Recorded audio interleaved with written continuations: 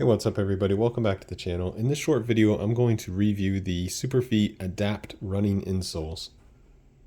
I actually bought these on Amazon.com. I don't remember the price, but I'll put it down in the description with an affiliate link so you can find them there. I think they're around $50 or $60, which I think is, pretty expensive for insoles. But, I really needed them. I do have flat feet with a little bit of overpronation, so I wanted to get some support on that to help me run better or longer or safer, whatever you want to call it. I don't walk in these at all, just run. And as of now, I've been running on them for just like a week. I think I have 4 runs, a little more than a week. So I think I have like 4 runs on them. So let me go ahead and take them out of the box, show you what they look like. Of course, I don't normally leave them in the box. I'm just wanted to show you the box. It was pretty much, totally empty. Just didn't come with anything but the insoles themselves. Now, these are for, let's see, what is the size? 7.5 to 9 in men's, US. I'm 8.5, so these fit into my shoes perfectly and didn't require any cutting or anything like that. So, the Superfeet has like a whole range of different insoles, maybe a dozen or more. And these ones are specifically made for running.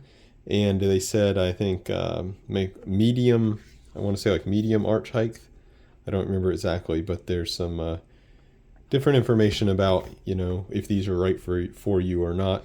I didn't want to get anything too aggressive because I don't have super flat feet or anything. But as you can see, they are pretty aggressive, and I don't know if you can kind of get a sense of how my muscles are moving in my hand, but they're pretty tough. Like, I know if I really went crazy, I could bend it, but I don't want to damage them at the same time. So there you can see this part obviously is totally flexible up to this point, which is what I wanted, because I didn't want, I wanted to be able to flex, have my toes flex and the ball of my foot to be able to flex. I didn't want I have seen insoles that are longer. The hard part is more longer. Actually, my wife has some shoes, some insoles that the firm part is quite a bit longer.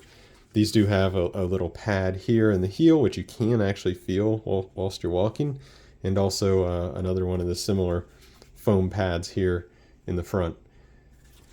Like I said, these are for 7.5 to 9. I think, is that what I said?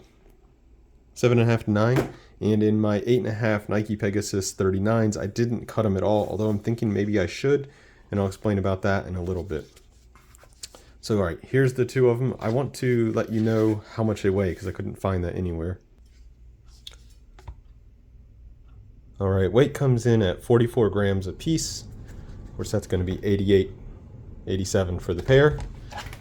And if you want to just get a reference on that, these are the original insoles with my Nike Pegasus 39s, and each one of those only weigh 26 or about 50 grams for the pair. So you are adding a little bit of weight to your shoe.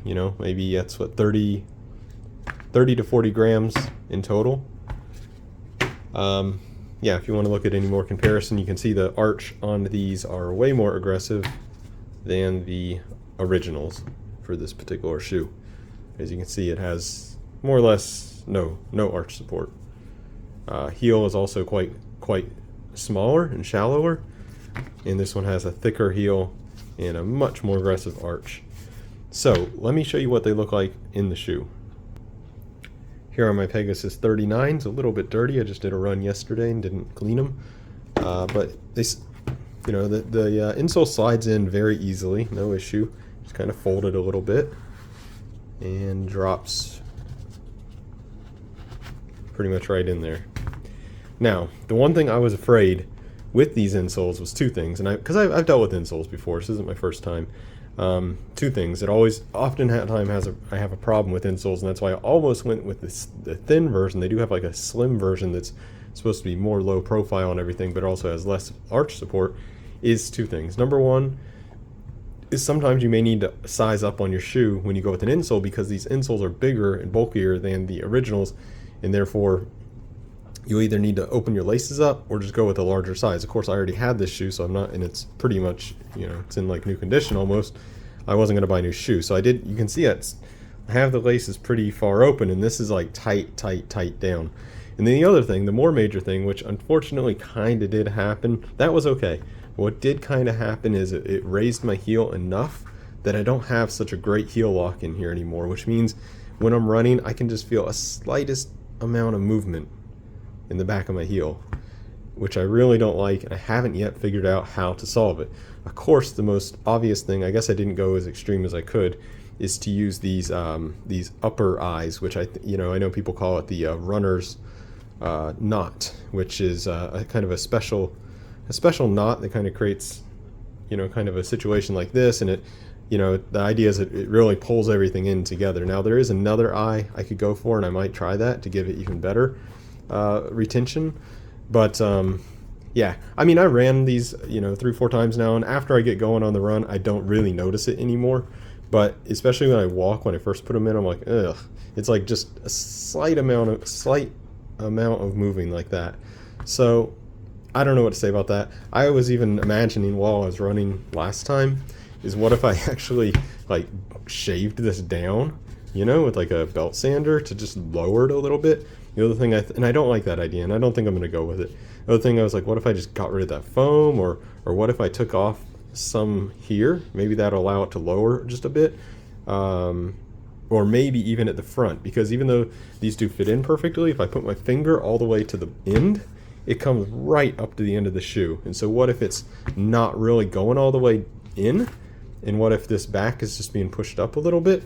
So I was thinking about trimming around here, which is, by the way, the recommended method to size them to your shoe is to trim them. It even depicts that right here on the box. So I'm still going to play around with them a little bit, but overall they're good. That's what I wanted to say in the end. I haven't really said it yet.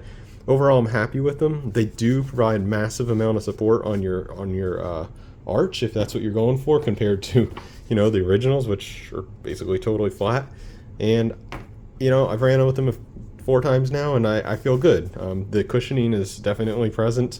Front back feels great. I haven't really had any issues as far as that goes. Height on the heel is probably, I don't have a good way to measure it, but it's probably double the thickness, which isn't much. I mean, this is only a couple to a few millimeters thick, and then this one might be 4 to 5 mils thick, something like that. I'm just guessing with my hand calipers here, but both of them are quite thin. This is thicker though. So what else can I say about them? We know the weight. You can get a good idea about their flexibility or lack of flexibility. We have some foam padding here, and you know that you may want to size up with your shoe if you don't want to have your laces out. Also, I wonder if sizing up on the shoe might allow you to have a little bit more height here at the heel, lock in a little bit better. Or maybe you want to go with Superfeet's other product, which is a lower profile one. I wouldn't mind trying that if I had all the money in the world just to test things. I might like to try that one too. But yeah, that's about it.